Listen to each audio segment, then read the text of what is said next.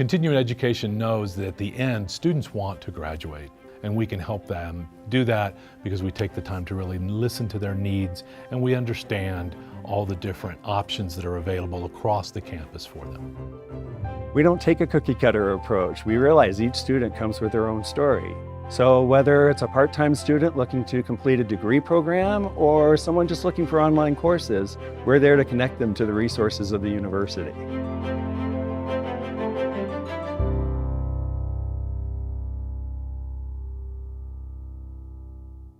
Good afternoon, everyone. Welcome to the panel. My name is Molly Fitzpatrick, and I'm the moderator for this afternoon. Today is Thursday, April 11th. It's 3:15 p.m.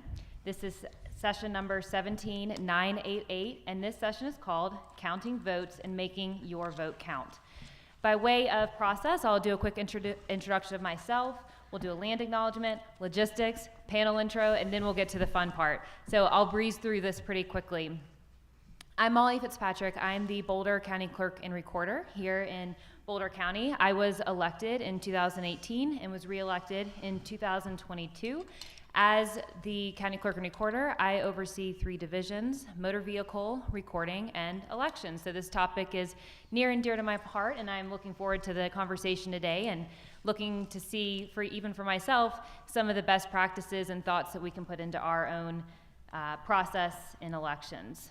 I also serve as the president of the Colorado County Clerks Association, and previously I served as the elections legislative co-chair for the Colorado County Clerks Association, where I focused on legislation and issues that would maximize voter accessibility, as well as security and transparency. So as someone, again, who spent my career looking at these issues, I'm excited to learn from these panelists today, as I know you all are as well. So before we get started, the University of Colorado honors and recognizes the many contributions of Indigenous peoples here in our state. CU Boulder acknowledges that it is located on the traditional territories and ancestral homelands of the Cheyenne, Arapaho, Ute, and many other Native American nations. Their forced removal from these territories has caused devastating and lasting impacts. While the University of Colorado can never undo or rectify the devastation wrought on Indigenous peoples, we commit to improving and enhancing engagement with Indigenous peoples and the issues locally and globally. We will do this by recognizing and amplifying the voices of Indigenous CU Boulder students, staff, faculty, and their work, educating, conducting research, supporting student success, and integrating Indigenous knowledge, consulting, engaging, and working collaboratively with tribal nations to enhance our ability to provide access and culturally sensitive support and to recruit, retain, and graduate Native American students in a climate that is inclusive and respectful. So the final step before our panel begins, we want to talk about how Q&A is going to work for this panel. So we will reserve time at the end for questions from the audience. So if you have a question, please raise your hand, and we have 2 fabulous student producers. Can you raise your hand or stand up? Okay, perfect. In the back, and they are going to be collecting those note cards and bringing them up to me. So for the last 15 minutes, we'll prioritize your questions. Please write legibly. If you are a student, please write student on your note card, because we are going to prioritize you, of course. And please make sure that your questions are brief and to the point. And I will not be able to get all of the questions that you submit to the panel, but I will do my best to combine similar questions. So with that said, we'll now go on to introductions, and then I'll be able to pass it off to our panelists, which is the main reason that you're here today. So I'd like to start with our own representative, Junie Joseph. Representative Joseph serves as a member of the Colorado House of Representatives for the 10th District, which is the city of Boulder. Representative Joseph, who's also a friend, that's why I am so casual with her name, but Representative Joseph was born in Haiti and immigrated to the United States when she was 14, and she attended CU Boulder School of Law, ran for Boulder City Council as a first-time candidate and was successful. She spent 4 years on City Council, and after that, she started her own family law firm and ran a campaign for Colorado's House District 10 and won. So she is now a freshman legislator, passing bills for tenant rights, child welfare rights, and environmental conservation. So that's Representative Joseph, so we'll welcome her to the stage.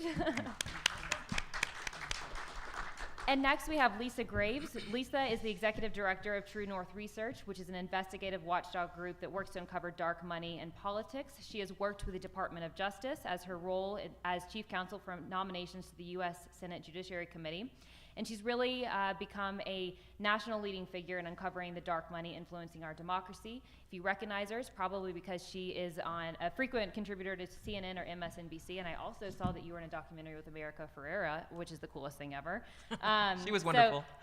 She's what? She's wonderful. Yes, She's wonderful. I would imagine so. So that's Lisa. So we'll welcome Lisa.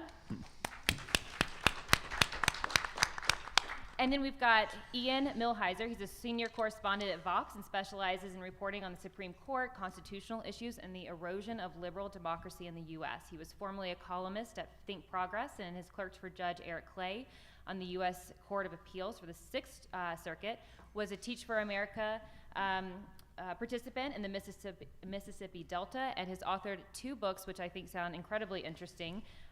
Injustices, the Supreme Court's history on comforting the comfortable and afflicting the afflicted. And The Agenda, how a Republican Supreme Court is reshaping America. So welcome, Ian. And last is Max Towie. He is the CEO and co-founder of Roca News, which is a digital news platform reshaping news consumption for young people. He has amassed 4.9 million followers on this platform across various social media platforms, apps, and newsletters, and it's becoming one of the fastest growing news companies in the country. He's raised nearly or over $5.5 million from mission-aligned investors, which is very cool. And he combines informative and comedic content on his personal TikTok with a following of 735,000, which is amazing. So welcome, Max. Thank you. Appreciate it. Great. So we'll start with some opening remarks on this topic. Each panelist will have about 3 minutes to respond, and I'll flash a note card if you kind of start getting close to that. But we'll start with opening remarks. Representative Joseph, would you like to start with some opening remarks on the topic of how can we put voter confidence, respect, civility, and trust back into our democratic elections? Yeah, thank you for that question, and it's a delight to be here with all of you. And yes, that's a really, really important topic for me as an elected official as well. And when I think about how do we put voter confidence, respect, civility into our democratic process or election process, we have to think about transparency and how do we ensure secure election processes. Voter registration is very important. In some states, we don't do mail ballots, but in the state of Colorado, we do that, which is great. People have their ballots, they have them for a while, for almost 4 weeks, they have it with them. So that gives them an opportunity as well to fill it out at their own time and also do a lot of research. So that's very important. Also, we have to make sure that we get the results out very quickly. That's also part of voter confidence, because if it's taken a long time to count ballots, people are wondering what's going on. So it's very important that we also ensure that. Also, we have to ensure that our election processes, people feel that it is secure. I know that in Colorado, we have a very, very robust system, and we have a Molly Fitzpatrick, and we also have Jenna Griswold, who is a champion for our democracy, and they're working really hard.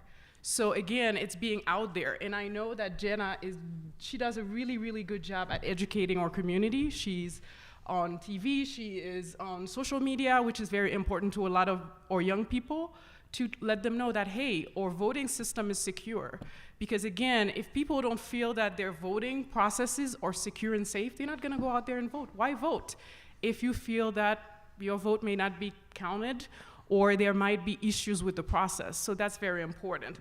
Also, we have to do a lot of voter education. I am one of these elected officials that do a lot of education when it comes to door knocking, doing mail information to my community members. So, and also you have a role to play as well as part of that process as community members, reaching out to your neighbors, letting them know, hey, there's an election. Who are you thinking of voting for?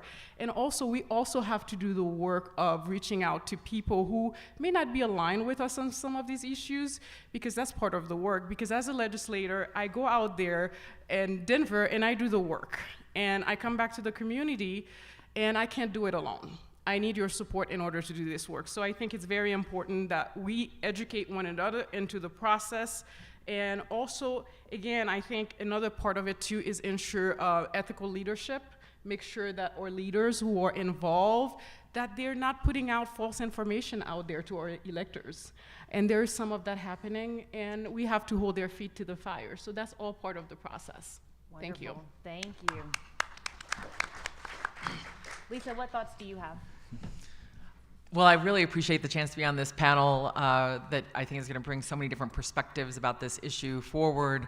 My work is predominantly focused on who is trying to make it harder for Americans to vote, who is trying to disrupt elections, lie about elections, make false claims of fraud, and who's funding them, who are the billionaires who are pushing this lie, which I call the big lucrative lie, not just the big lie, a big lie that helps them raise a lot of money in order to further their destructive efforts. Part of that work has helped to unmask Leonard Leo, the guy who helped pack the U.S. Supreme Court with these right-wing judges determined to destroy our rights in numerous ways. But it's not just his work to fund campaigns to install people who probably were chosen, in my view, because they would not be fair judges, but because they were sure votes. But he also has used those same vehicles to help launch a thing called the Honest Elections Project. In my view, it means the opposite, but it's another vehicle that he's used in the States to try to launder the big lie about the election being stolen in 2020 by saying that he supports, or his entities support, this Honest Elections Project that then goes around the country to implement the specific types of legislative proposals that Donald Trump spoke about on January 6th. He didn't just say, we have to fight. He didn't just, incite that crowd. He also mapped out a set of changes to state and local voting laws to make it harder for Americans to vote. And Honest Elections Project has been moving around the country to advance that. But it's not just Leonard Leo, it's his fellow others who control billionaire fortunes, like Dick Uihlein. He's the guy who became very wealthy through the Uihlein packaging company, which had a lot of packages during the pandemic and COVID. And so his billionaire status increased, and he's used his money to inject well over $100 million into our electoral process, including helping to fund some of the groups that helped organize the events on January 6th, the precursor to that violent insurrection. One of the groups that Uihlein has established is a thing called Fair Courts America. Again, don't believe the name, it's all propaganda, in my opinion. And within that vehicle, he's launched a thing called VoteRef. VoteRef is going around the country trying to get the names and addresses and phone numbers, et cetera, of voters and publish those. In many states, not every state, they have different rules for how that information can be accessed, how it can be used. And in a number of states, there's been concerns that people who are subject to domestic violence orders might have their names unmasked, that they might be tracked down by a stalker if their information is provided in that way. But that's of no concern to Dick Uihlein's billionaire operation to, basically try in the name of transparency to do something that actually might inhibit some people from registering to vote by fear that their information is exposed. Then you have Cleta Mitchell. Cleta Mitchell was famous for the so-called perfect call in Georgia, where Trump was trying to demand that 20,000, or what the specific number of votes be found, that he would somehow become president. Cleta Mitchell is a lawyer who I've been tracking for years because of her role in the Bradley Foundation, which has helped fuel a lot of these voter suppression groups, like a group that called itself True the Vote. True the Vote they stood them up in 2010, 2012 in order to go intimidate voters in Wisconsin and other places to basically try to stand around, in particularly minority districts, places where there were a majority of African Americans, to intimidate voting. Bradley also funded a group that ran voter billboards, basically saying you're going to be thrown in jail if you commit fraud, as if there is an actual demonstrable case of fraud. In fact, throughout the past, nearly 25 years, this lie of voter fraud has been repeatedly put forward by Republicans. They did it when I was working for the Senate, and they were trying to get these U.S. attorneys to go along and make these claims of voter fraud. Then when they didn't play ball, a number of them got fired. You may remember that. They resurrected those lies again in the 2010s, and then it came in substantial way of these past 4 to 7 years, and that lie has been used to really fuel a culture of violence in which election workers, in which election clerks have been subject to threats of violence and intimidation. And so I'll end here. I have more to say, but I'll just say the public officials who are working to defend our elections from that kind of intimidation, trying to make sure that everyone, no matter their party, has an opportunity to vote and have that vote be counted. They are heroes. And we have to do everything we can to stand with them against the culture of violence that some in this country are trying to perpetuate in order to steal elections through false claims of fraud. Thank you, Lisa. And as an election official, I feel fortunate to be in Colorado because we do have a community of folks who prioritize elections. That's why we have some of the most secure and accessible elections in the country, because we have people looking at this and willing to advocate from different perspectives. We actually passed a law a couple years ago that now makes it illegal to use public information about election officials to then go threaten them or dox them. So I appreciate that sentiment that you brought to the conversation, Lisa. So Max, we'll go next to you. Well, first of all, thank you everyone for coming. It's wonderful to be here. I've never been to Boulder, and it is beautiful. So some true advertising there. There are many brighter minds on this stage to discuss the legislative and legal aspects and constitutional wrinkles to this larger issue. But I want us to talk a little bit about how the media fans the flames that has led to such distrust of elections, because I think it's true on both sides, not to engage in both sides of them. I don't think it's equal, but I think there is a level of distrust that each side has sown. For example, Fox News, we probably don't have to dig far to see what they've done to shed distrust on elections, even though, of course, it's all a charade. We saw that in the text messages and emails that were uncovered in the discovery process of the Dominion defamation case. But, of course, they don't believe what they're saying, but it fans the flames. It makes people doubtful. And I also think there have been exaggerated claims of voter suppression. The 2020 election had one of the, I think, the second highest turnout since 1900. A lot of the states where people bring up voter suppression and mention as a major issue, I'm not saying it's perfect, but the Georgia issue that the Biden administration investigated, North Carolina, Texas, they ended up having higher turnout in the windows of investigation than they did in previous. So I think there are a lot of positive trends to observe that are hopeful. The issue that that keeps coming to mind, and I really don't know, and I hope there are some ideas here, is to bridge the gap between young voters and the political offerings. But it's not just young voters. I mean, 49% of Americans identify as politically independent. In 2004, that was 31%. And the majority of Americans were discontent with both options this year in the November election. So I think it's a bizarre moment of parties in the ballot not reflecting what people want. And I do feel, as a younger person, that a lot of the issues don't reflect the needs of younger people. I mean, you look at housing, you look at healthcare, you look at even larger cultural issues, the epidemics of anxiety, depression. I think we have major health problems in the country, 60% chronic illness, 72% obese or overweight. I mean, there are a lot of issues in the country, and I just think that a lot of politicians are always engaging in the culture war issues and not real substance.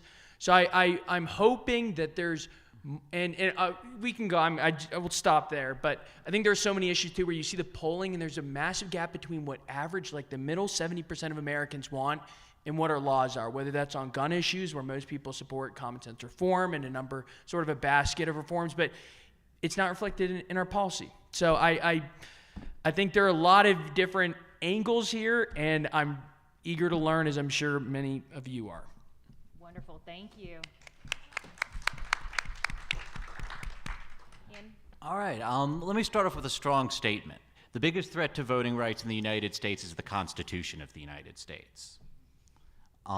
We have, Donald Trump would not be a thing if we counted all presidential votes equally, if we had free and fair elections for the president. He should have lost the 2016 election by nearly 3 million votes, and it was only because of the Electoral College that we still have to deal with this man. In the Senate, we have a Senate where each person in Wyoming gets 68 times more representation than each person in California. And this has had tremendous partisan implications. So, after the 2020 cycle, we had a 50-50 Senate. The 50 Democrats represented nearly 42 million more people than the 50 Republicans in that Senate. And this has been, a problem going back. The previous Senate Republicans had a 53 to 47 majority.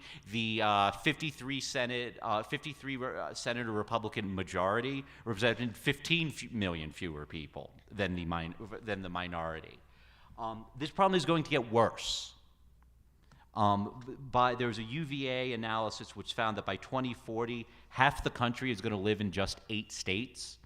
So half the country gets 16% of the representation in the Senate, and the other half gets 84% of the representation in the Senate. That is not a democracy.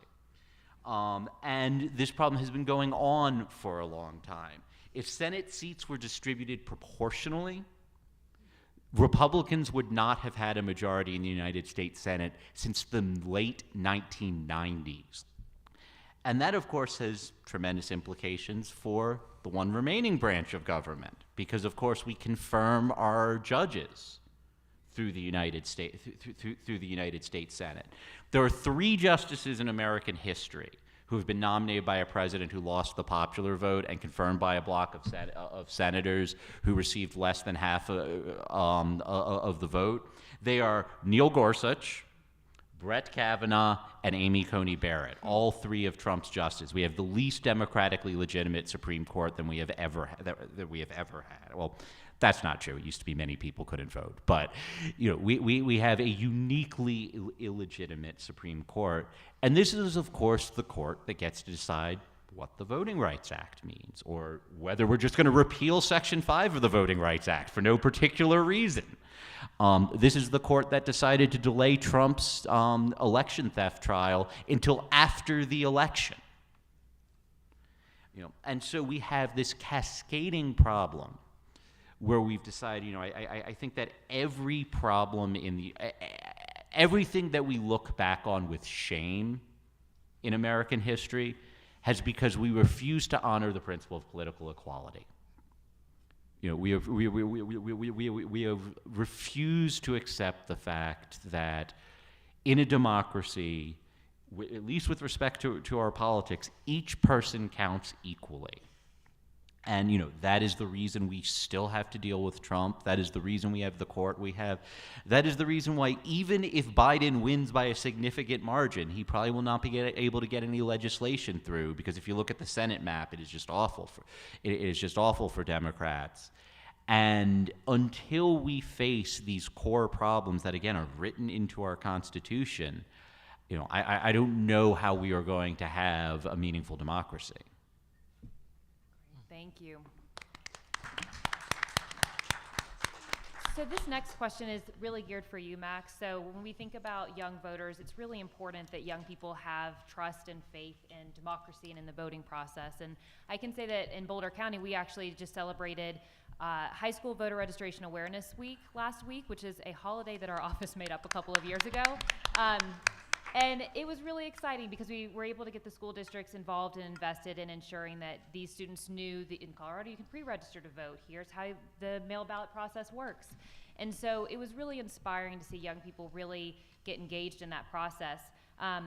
But at the same time, in talking to them and in looking at young voters' faith in institutions, it's quite sobering. I read a quote from a report out of the University of Cambridge that where Dr. Robert Foe, I think is how you say his last name, said that this is the first generation in living memory where there is a global majority of young people who are dissatisfied with the way democracy works while in their 20s and 30s. And so that's really overwhelming, that's depressing. So I'm curious, in your work with Roca News, where do you see your organization fitting into that and shaping that conversation? Well, I think one reason there's such appetite for a company like Roca News is that young people don't feel that either party represents them. After the panel, one of the panels yesterday, a young woman came up and talked about how I'm left on this issue, right on this issue, and overall, I just hate politicians. Mm-hmm. And I think that summarizes a lot of the attitude toward young people in America. And I think, for better or worse, they're gravitating toward candidates like RFK, Vivek Ramaswamy, Bernie Sanders, the longest serving political independent in congressional history. So I think there's a sense that there's what unites different factions, because of course there is a very diverse Gen Z and young millennial voting bloc. But what unites, I think, is an anti-establishment sentiment. I think that is due to a feeling that DC is owned, that Big Pharma has spent $740 million on lobbying last year, that overall politicians sort of go through a metamorphosis when they head to DC, where they start noble and starry-eyed and, yay, I'm going to change this thing and kick it into gear. And then within a couple years, they're party line and simply speaking to the base and using hearings as performance opportunities. So I think there's such distrust of politicians and political platforms today. And I really don't know what I also think there's a bizarre thing going on where, young people are like, hey, we want change, we want a new generation. And then this is the oldest Congress ever. And, this year we will be setting a record for the two oldest nominees, and they would have shattered the record they both set in 2020. So I think there's a weird vibe right now, but I really don't know what structurally you could change. I think there needs to be a revival of institutions at the community level. I agree with everyone in this conference who emphasized the importance of local politics and change at the local level. So I hope that revival happens sort of from the ground up. And I think there are a lot of more spiritual and cultural changes that need to take place before we see the downstream political effects. Great, thank you. And Lisa, curious if you would like to add anything onto that. And maybe Max started talking about some of the dark money in politics and what led to the formation of True North, which is a newer group. What gaps were you seeing, and any other responses to Max's reflections? Well, I really appreciate your perspective, Max, and I am definitely not of the same generation, so I appreciate hearing, what you have to say. I think that one of the challenges is, and I see this happen on a regular basis with the Senate, is when something goes wrong, these senators say, we are not doing this. They speak in this very, unusual language in which they are, because of Senate rules and decorum, they're not actually saying, that guy over there is blocking this. They say, we can't, we're not able to, they are in this we language. And in fact, what's happened, when you look at the points of agreement on policy issues, for the most part, there's a lot of progressive agreement on issues. We should have a better minimum wage. This is ridiculous. We should have housing reform. People should get access to, mortgages more easily, or be able to have the rent translate into mortgages. People should get student loan debt relief. If we can give debt relief to corporations and waive away, pandemic money, why can't we address this massive amount of debt? Well, what's happening is in two branches, with the U.S. Supreme Court being so captured, you have the court stepping in and stopping measures that people are clamoring for, that they want, and that the law actually is written to support, for example, with student debt relief. And you have a Congress in which, because of the factors that Ian described in terms of the disproportion of the Senate and the filibuster rule, you have the NRA being able to veto any of the common sense gun legislation that most young people think, makes sense. And yet, we have not been able to translate effectively, in my view, who's blocking it. Instead, there's a pox on both their houses. There's this idea that both parties are super dysfunctional, that they're non-responsive, when in fact, I think from my perspective, when I track policy issues substantively, what you see is a lot of progress being made, or a lot of efforts being made to address this populist agenda on the progressive end of the spectrum, and you have just thwarting on gun policy, on access to health care, on repealing health care, on taking away abortion rights, possibly limiting access to contraceptives.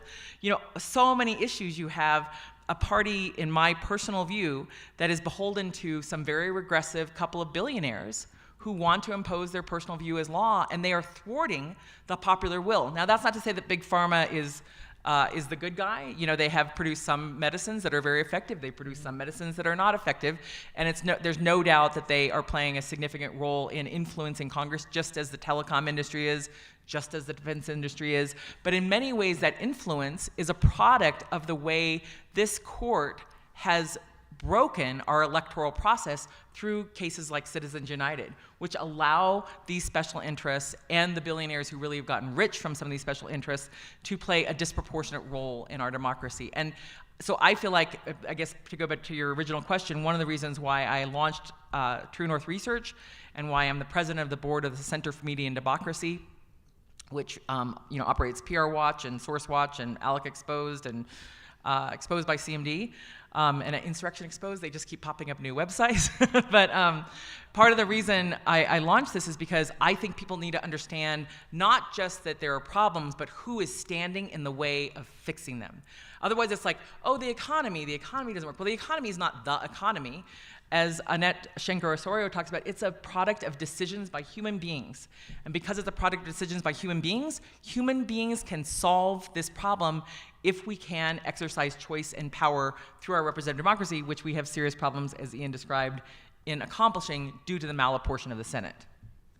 Thank you, Lisa. And Representative Joseph, I'd like to get your perspective on this because I think Lisa just painted a pretty stark and realistic, honest picture of what's going on federally. And so a lot of times we think, oh, at the local level, at the state level, there's a lot of hope. So we'd love to hear what your reaction is to what Lisa said, and what are the barriers? So Lisa illustrated some of the barriers nationally. What are some of the barriers at the state level to getting good things done for people in Colorado? Oh, wow. Yeah, that's a great question. We're lucky here in Colorado because we control both the House, the Senate, and the governor's office. So we have a trifecta. So the work, we can do just about anything we want to do. That's what I believe. And a lot of us has done a lot of great work. But I think part of it is how do we empower our elected officials to do the work? As community members, there are people who are very, very active in this community as well. Boulder is mostly, well, we have a lot of Democrats, a lot of unaffiliated, very, very few Republicans. And if you would allow me to be partisan just for a minute, and I want to give you a good example. For instance, I ran a gun bill last year, and it was a ghost gun, to prohibit ghost guns. And I did hear from some community members, but many of our community members I didn't hear from. The more progressive, more liberal community members I have not heard from. But I did hear from people who did not want any restrictions on their Second Amendment rights. So again, when we're talking about how do we empower legislators to do their work, we need to hear from you. We need to hear from community members that, hey, you need to do the work. And we need to hear from a lot of you, because if I'm hearing from a lot of community members who said, no, I don't want you to run this bill, yeah, I'm questioning whether I'm doing the right thing. But of course, I know that I'm doing the right thing because I get my mandates from you, right? And that's one of the values of the Democratic Party, which is gun violence prevention. But if I'm not hearing from you, it's making me question whether, hey, do I have the support of my community to run this bill? So it's important to get your feedback. And I think something that Lisa mentioned as she was talking, I was reflecting on, is access to information. We have to make sure our community members have access to information. Access to information so that they can do the outreach. What is gun violence prevention? What are some of the methods? What are some of the legislations that could be brought forward? We have lobby days at the Capitol. I see a lot of community members, but there's a lot more I don't see. Where are they? They should be there at the Capitol lobbying for the things that are important to them. And also journalism. Journalism, it stands in the way of the work that we do. The way the news is being reported. And it's so interesting because I see things on social media. Recently, we passed a bill at the Capitol where I heard from some journalists after the bill passed. They said something along the line, the leaders at the Capitol are restricting First Amendment rights.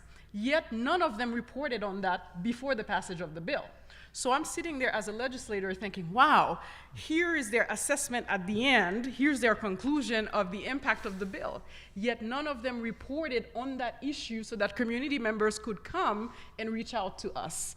So at the end of the day, the work that we do, there's many levers being pulled. You mentioned the millionaires and the billionaires that are very, very active at the legislature. They're making sure that we're passing the bills that they want, right? And then you have the journalists who somehow they're sitting at the Capitol as if they are a member of the legislature because they're not reporting on the news as they should in order to properly inform our community. So they play a role as well. And then you have the lobby group that also is almost a blocker to passing certain bills and certain issues. So again, I think it's the journalists or journalism, the way it's being reported, the news media, right? And also, I think there are things that we can't control as well as part of this process, right? We can't control social media. It's very hard to put any type of guardrails around false information. And that travels really fast as well. That really impacts how we do this work and whether it's good information. Again, when we talk about erosion of trust and confidence in the work that we do, if people are seeing false information online, they don't know what's true and what's not true. So when a news article come out, should they trust that? Can they come to us and hold us accountable? Mm-hmm. Very unlikely, because they don't know if that information is true. Mm-hmm. CU Boulder students, please go figure that out for us. Whether it's going into law, whether it's going into media, we need someone to figure out how to really make sure that it is truthful and accurate. And that's one of the biggest challenges that we see as local election officials too, is just the spread of misinformation and how quickly it gets out of hand. And also, thank you for the call to action. This is Boulder, so people like to know what they can do about these topics. So let Representative Joseph know what you think about her bills. Get in contact with her, email her. She just made that request, so wanted to underscore that as well. Ian, I'd like to go to an audience question for you. Is there any chance at removing the Electoral College?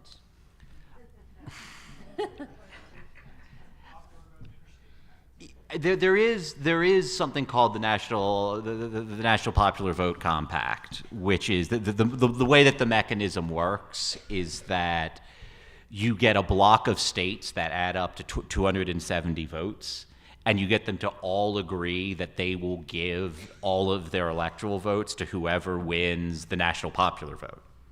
And so the idea is that would effectively neutralize the Electoral College.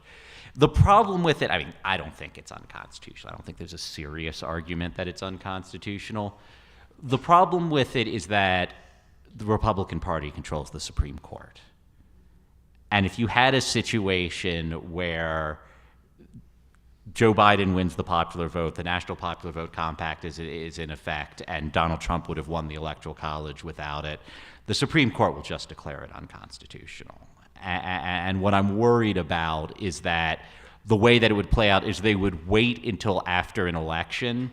And like if you had the other situation, if you had a situation where Joe Biden won the Electoral College but lost the popular vote, then they'd do the other thing. Then they'd say it was constitutional.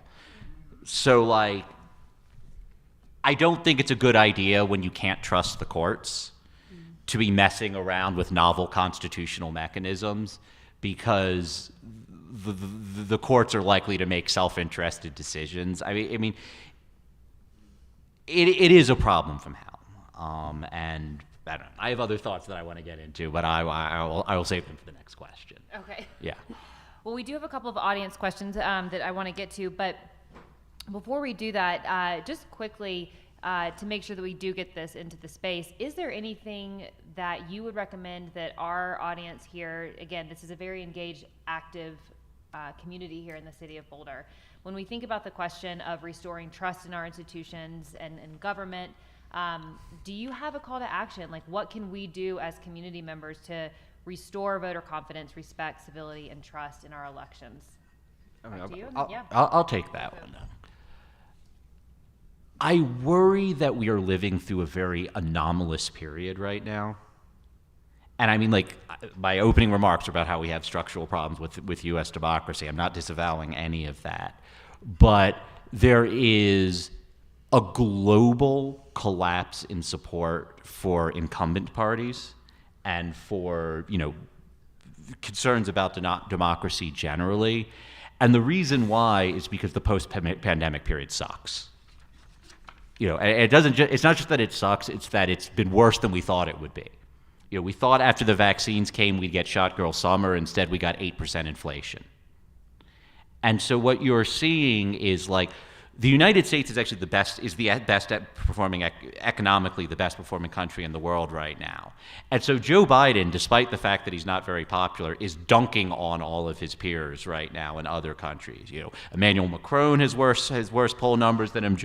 Olaf Scholz has worse poll numbers than him. Rishi Sunak has worse poll numbers than him. You know, in every one of our peer nations, the incumbent party, regardless whether they're a left or right party, they're doing worse. In nations that have already had elections, the incumbent party has lost. South Korea replaced its, relatively, its fairly liberal president with a president who basically ran on sexism. Italy replaced its, liberal democratic government with a woman who, in fairness, has turned out less bad than we thought she would, but whose party derives its intellectual lineage from Benito Mussolini's fascist party. So we are seeing this international collapse in support for incumbents and like doubts about democracy. And the reason why is no one's fault. We just lived through the single most catastrophic event since World War II. Getting back to good is going to take a while, no matter how well your nation is governed. And again, we are the best governed nation. We are the ones that have done it best. And so, like, despite the fact that I feel that there are structural problems with the government of the United States, my biggest concern is that we do not have an exaggerated sense that because things are so uniquely terrible now, that it leads us to make the kind of mistake that cannot be easily reversed. The danger that we're living through right now, I mean, some countries it's going to be fine. Like, Rishi Sunak's going to lose. He's going to be replaced by the Labour Party, and the Labour Party is not going to destroy democracy in Britain. If Olaf Scholz loses, he'll be replaced by the Christian Democrats. The Christian Democrats are fine. But, like, in our country, if the incumbent party loses, that is a mistake that is not easily reversed. And so, like, I think it is important to, like, be of two minds about this, to recognize the fact there are structural problems with our system that is causing people to be disaffected, while to also recognize that people are unusually disaffected right now because of circumstances that are not the fault of any politician.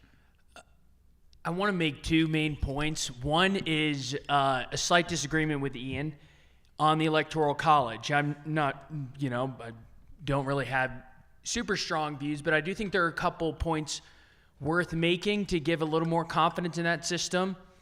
The first being, we don't need a hypothetical on what a proportional House would look like in the Congress. We have one, and it's pretty back and forth, red and blue over the years, so I think that's interesting.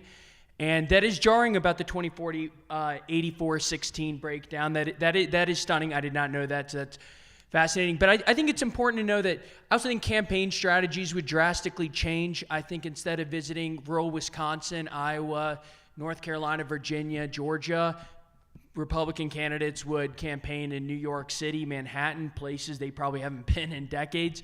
LA County, which has a higher population than I think 26 states. LA County alone, 10 million people. So I think there are campaign strategies would change, and I also think there are a lot of interests that aren't reflected in the population centers, whether those are farmers. A lot of interests we gained appreciation of during COVID, farmers, truckers, a lot of the professions that are critical to keeping this country chugging along.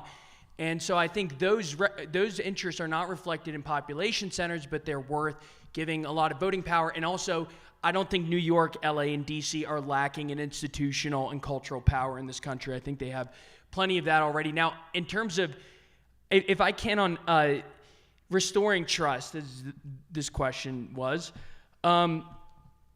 I think it's so hard to have trust with discourse as it is, where there's such demonization of both sides and a caricature of both sides. I think it's ignorance.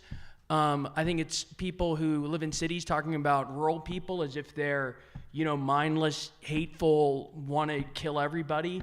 And people in rural cities who think everyone rural Americans who believe everyone in cities hates them and wants to, run the world according to George Soros and the World Economic Forum's bidding, and they're all reptilians. So I think there are a lot of ridiculous caricatures of both sides, and I think you cannot fix a democracy if you hate its people, and that includes half and half. So. I have a couple thoughts. One is that I'll just confess that I think most polls are bullshit. I think, they've been wrong and wrong and wrong. I don't know how these pollsters stay in business for the most part when they keep being so wrong.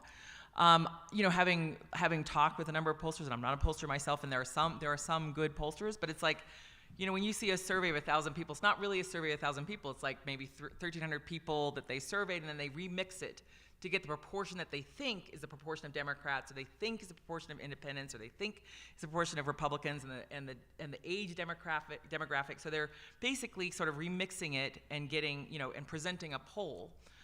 It's not an actual, like, if we polled you in this room, you're a small sample, but like this would be like, it would be a poll which would be biased by the age and demographics of this room, so it wouldn't be very reliable for representing the population as a whole. So it's a complicated problem, but when you look at, like, in some ways the ultimate poll, which is the voting, going to the polls, what you see, notwithstanding these very worrisome global effects that Ian has talked about, in 2018, same congressional Senate class in terms of the similar portion of Democratic seats up. There's 3 classes of Senate seats. They come up, every 2 years. It was the same class as right now, and Democrats overperformed the polls. They were able to have a firewall against some of Trump's excesses.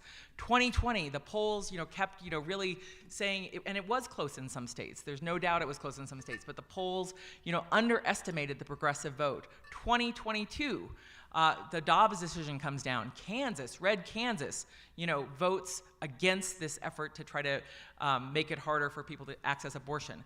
You go into 2023, Wisconsin Supreme Court, by 10 points, a victory over an anti-choice judicial candidate. Ohio, massive dark money coming in from Leonard Leo and Dick Uihlein and these guys, and the people overcame it in order to protect their right to access abortion. The Pennsylvania Supreme Court race. At every turn over these past, the significant election cycles over the past 4, going now on 6 years, the voters have not been aligned necessarily with those polls. And so, seriously, take them with a grain of salt. I think that they themselves do cause a lot of distrust. Like what if you think you're reading a poll from Rasmussen, which is not credible, quite frankly, by the way, but Rasmussen, which is a Republican pollster that's always like goosing the numbers for the Republicans, and they say you're going to win, and then if your side doesn't win, you think, our election has been stolen. It causes a lot of dissonance. And so so the cure for that is talk to more people. Get more people registered to vote. Talk to another person. Talk to the store clerk. Talk to the grocery clerk. Talk to the gas station attendant. Talk to another student. The cure for this problem, the only cure we have, given the structural challenge that we have, is getting more people to vote. Now, you don't know how all those people are going to vote, but what is the alternative? The alternative is to sit home and let authoritarianism continue to be on the rise. And I guess 2 other just quick points. One is, to your question about suppression being a form of disinformation, the fact is that these suppression efforts have been well documented in courts of law through documented evidence from people who've studied how this voter suppression works and have documented the effect on voters of these measures. And the fact is that these suppression measures have a sort of Barbra Streisand effect, which is, famous for, libel, and there's a reaction. When there was a reaction in Ohio to trying to suppress the vote, more Ohioans came out to say, hell no, you're not going to suppress my vote. Georgia, tremendous effort to suppress the vote. People were like, no, I'm going to stand in that line as long as it takes, even if I can't have water, because you are not going to take away my vote. So the fact that the suppression, the actual suppression has not borne out is a token or a representation of people's determination to not have their vote suppressed, not that people weren't trying to suppress it. it. And I guess the last thing I'll say is there are tremendous fighters who are fighting for reform and justice, and they are in Congress, like Senator Whitehouse or Senator Blumenthal, who've been investigating corruption, trying to redress the Supreme Court. There are tremendous fighters in both houses of Congress, in the state legislatures, who are trying mightily to overcome these authoritarian trends. And I just think we have to have some hope, as a hope and determination and action in order to overcome the challenges we face. Giving up, sitting down, stepping back is not the solution. It will only lead to total disaster. Great. That's my opinion. Thank you. Yeah. So the question is, how do we restore trust, and what can you do as part of that as well as active community members?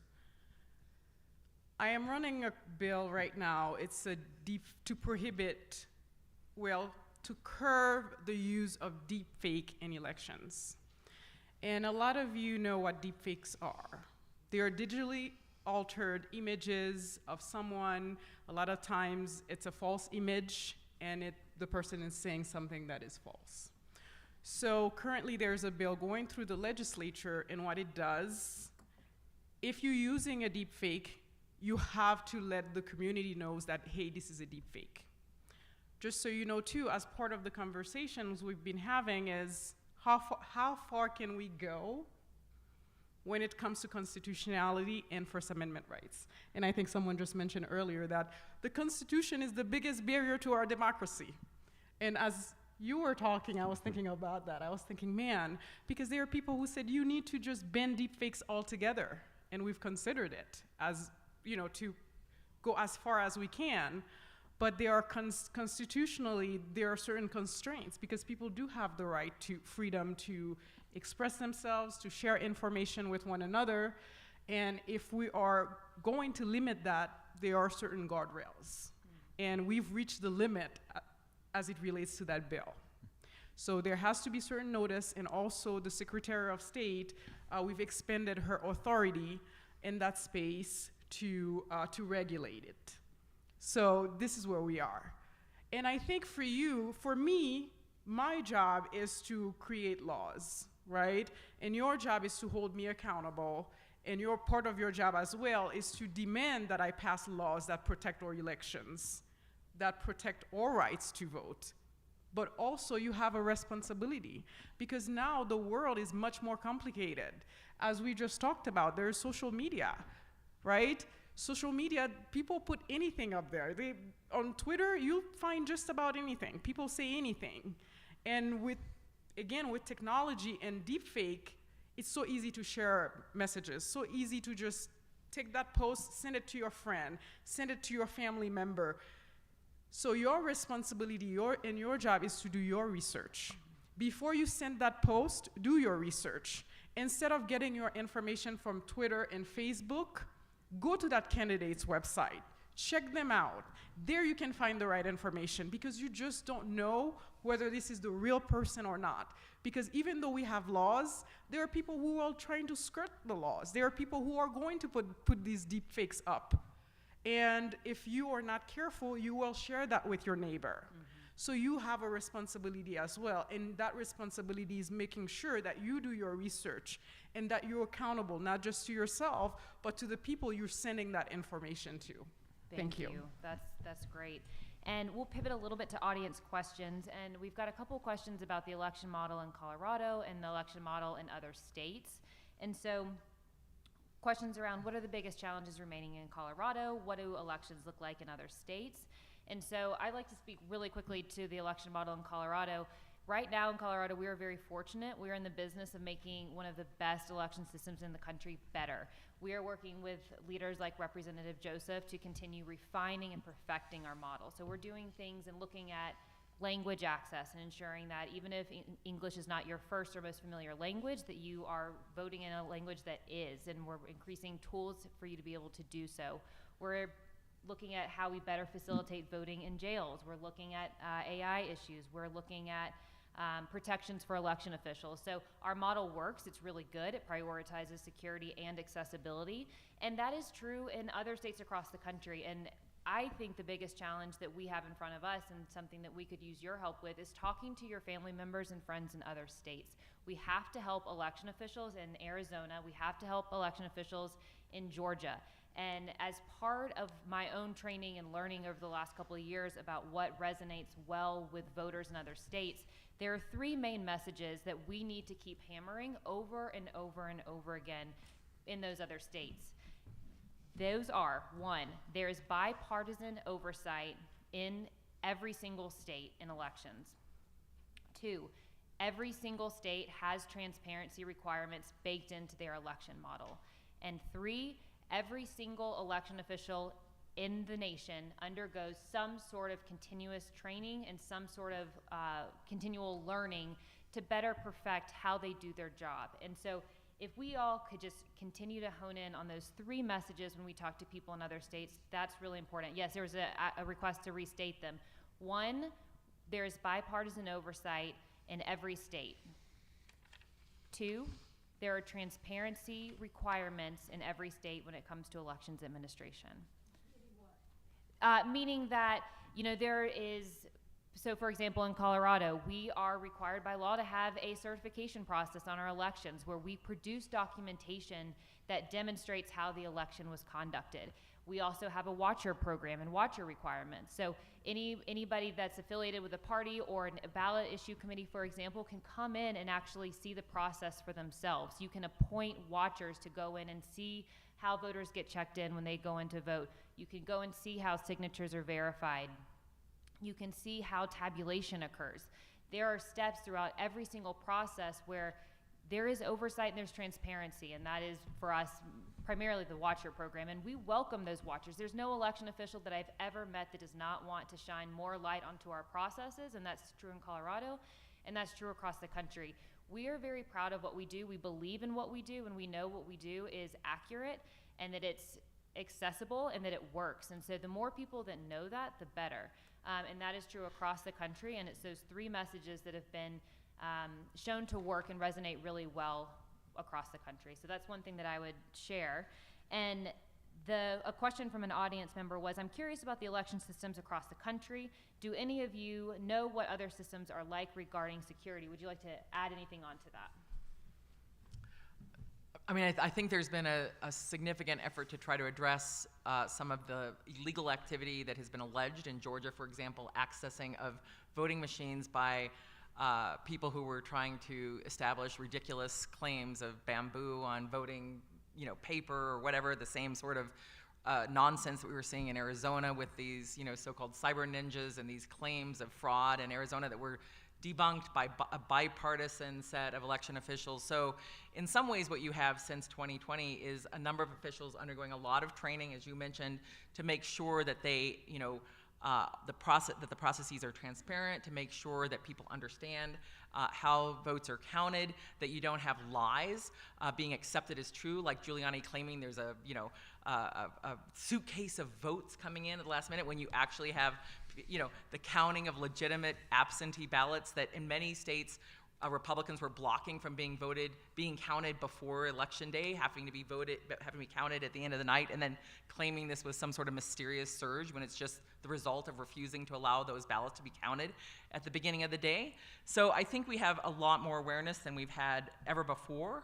And some states still have some challenges. And in some of these places, people like Cleta Mitchell have been trying to stand up bands of people to go to try to intimidate election officials, try to, or people from voting, perhaps, particularly in minority districts in Pennsylvania, for example, where we've seen some of this loose talk by some Republican leaders or people who are adjacent to Republican leaders peddling that.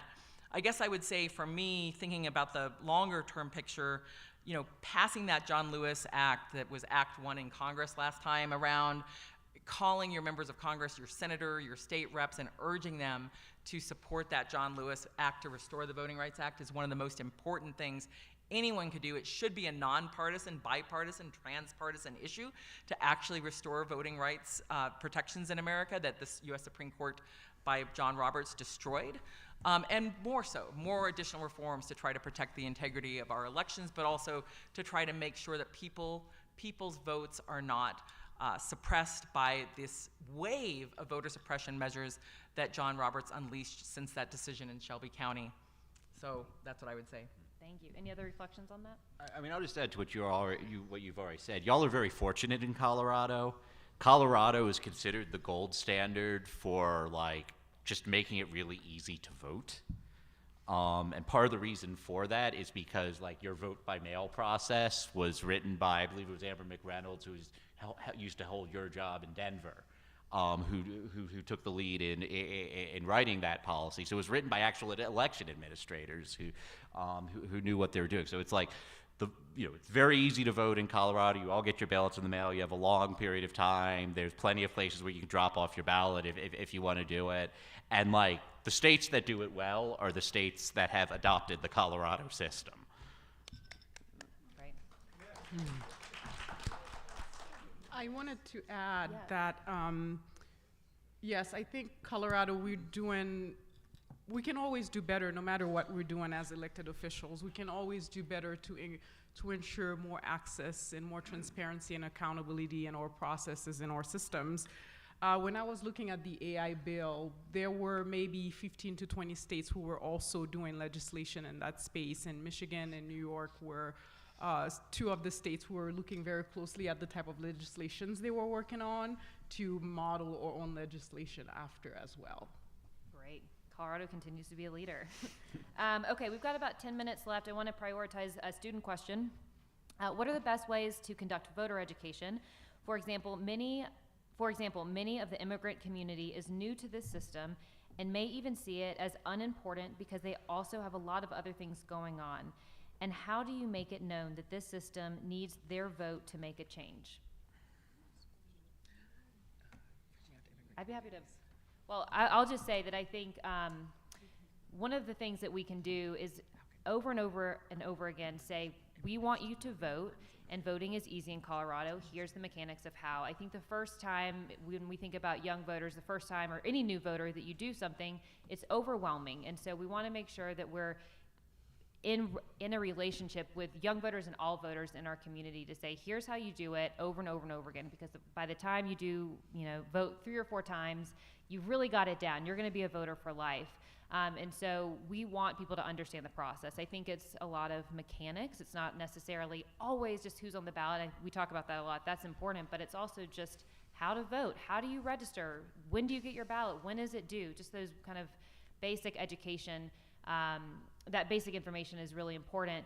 But I would also say that we need to be clear as election officials and as leaders that voting is not the only way to make a change in your community. And I think we do a disservice to other important avenues in creating change when we say that. I'm the county clerk and recorder. I want you to vote more than anyone. I will say it is one of the most efficient ways to make change in your community, but it is not the only way. Whether you are going to be involved in organizing or protest or running for office or lobbying your local election local elected official, those all matter and are important, and voting is one way. It's easy in Colorado, and we're going to keep doing everything we can to reaching out to those voters and making sure they're aware. But yes, please go ahead.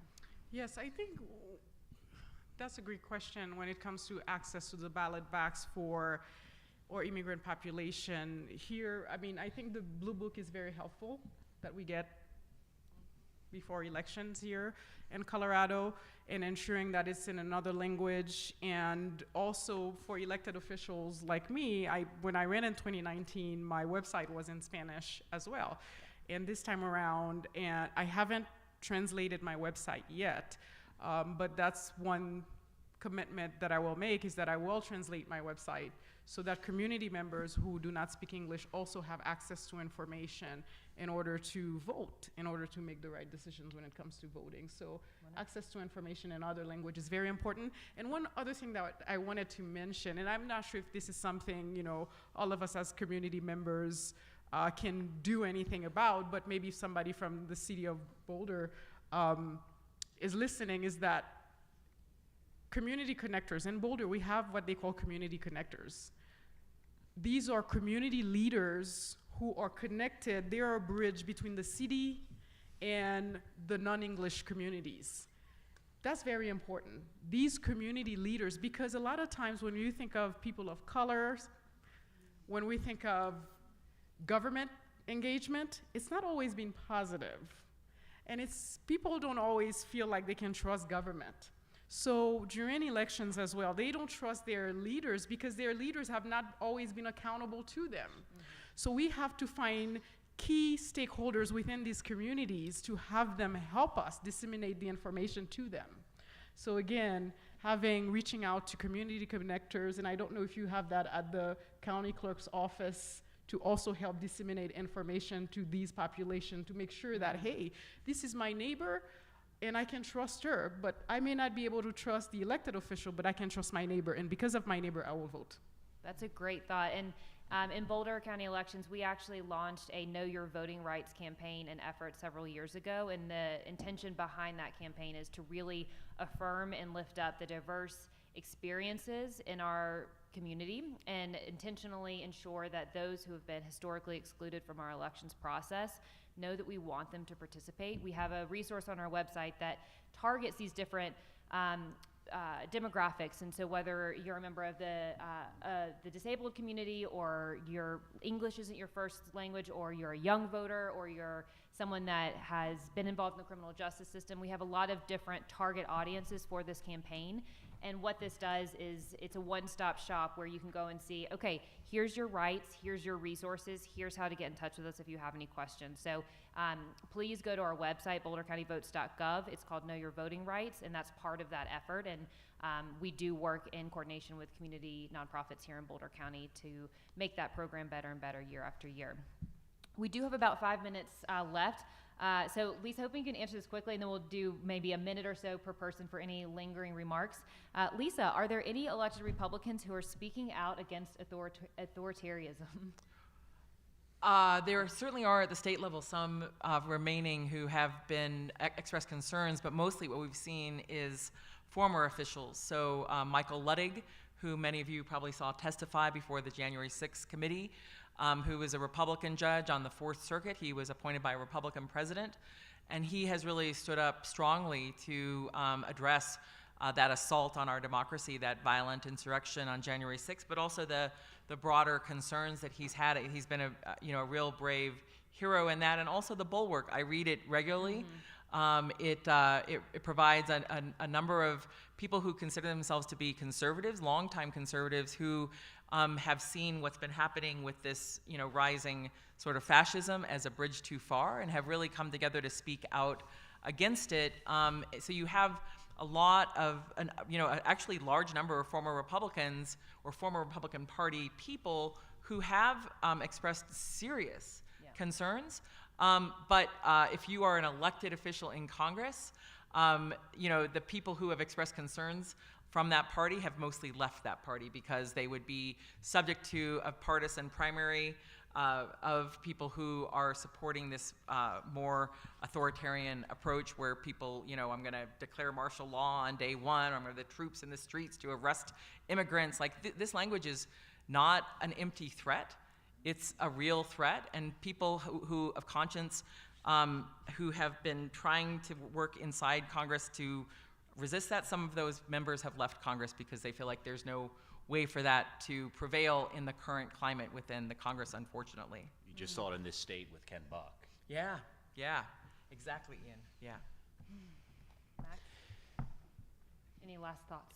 Yeah, I think that whenever we travel, and we love to do on the ground stories across the country, whether that's going to a cannabis farm in Oregon, to the East Palestine train derailment, to the border in El Paso, to Appalachia, talk to ex-coal workers and opioid addicts on recovery. We hear such anger today, and it's of course discouraging, but I do feel, as tried as it is, that understanding the problem is key to navigating to solution. And I'm always amazed at the level of anger, and I think dark forces are harnessing that anger in a way that's bad. But if we ever vilify the people, as I think a lot of people do in the media, And instead of looking at them as, say, losers in a lot of the major trends of the last 40 years who aren't bad people, but their towns have been devastated by forces of technological progress and globalization. And you read profiles of towns, you hear from people, the sunken look in eyes and all the sadness. And I also thought it was going to cities as well and hearing the issues of trust that the representative highlighted, where government has not been good to urban communities over the years. I remember in the vaccine rollout, we went to Philly and DC, and we're based in New York, and we do a lot of man-on-the-street type interviews, and you just heard such foundational distrust. So I think it's always important to remember with these issues that what may look like rage and blind allegiance, and maybe both those things, but underlying it is not a moral flaw, but rather circumstances. And yes, people have harnessed out dark forces, but I would just encourage a culture of civility. I think every institution's accountable here. I think mostly about news and how it's fanned the flames of polarization, and they feed audiences who already agree with them what they want in their businesses and nothing more, and culture, war, and political theater sell. So they've led to such division, and I think it's affected the Republican Party. It's stunning to hear that because it's true. Every member of the Texas Congressman Will Hurd, right? Yeah. Romney, pretty much anyone who dared dissent, whether you agree with them or not, excommunicated. I think that is largely because of the red meat base that's slowly coalesced over the last 10 years, largely fueled by the media. So I think restoring a culture of civility, remembering that people aren't the enemy, and I think that starts, frankly, with the media. Thanks, Max. Great. Okay, we are over time, but Ian, 1 to 2 minutes, or maybe 1 minute. Sure. Over 1 minute. Well, look, I think whenever you face a daunting challenge, there's two ways you could approach it. You can either redouble your efforts or you could submit to despair. And American democracy faces a lot of challenges right now. I mean, you got from my opening remarks, Joe Biden's gonna have to win this election by 4 or 5 points. That's gonna be tough.